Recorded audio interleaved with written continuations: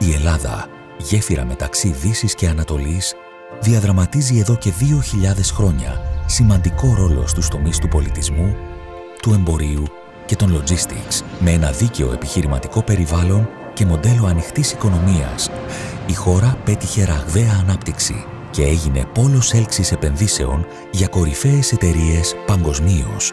Από την ίδρυση της Huawei το 2004 στην Ελλάδα, η εταιρεία δεσμεύτηκε να ενισχύσει τις ψηφιακές και πράσινες υποδομές της χώρας, ενώ παράλληλα συνεχίζει να συνεισφέρει διαρκώς στις τοπικές κοινωνίες.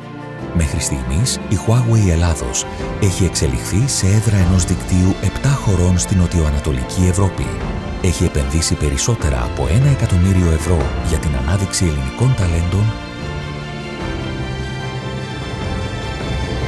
και 700.000 ευρώ για την προστασία του φυσικού περιβάλλοντος της χώρας.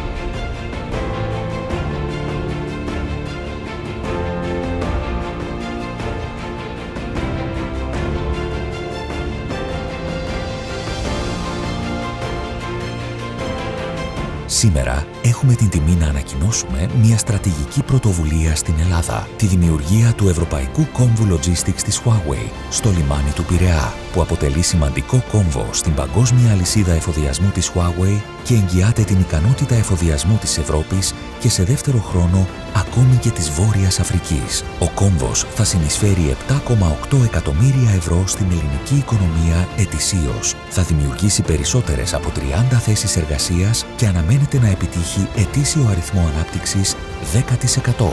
Πιστεύουμε στο λαμπρό μέλλον της Ελλάδας, όπου μέσα σε ένα ανοιχτό και δίκαιο περιβάλλον ανταγωνισμού θα συνεχίσουμε να συνεισφέρουμε στην ελληνική κοινωνία και να επιταχύνουμε τον ψηφιακό και πράσινο μετασχηματισμό της χώρας μαζί με τους Έλληνες εταίρους μας.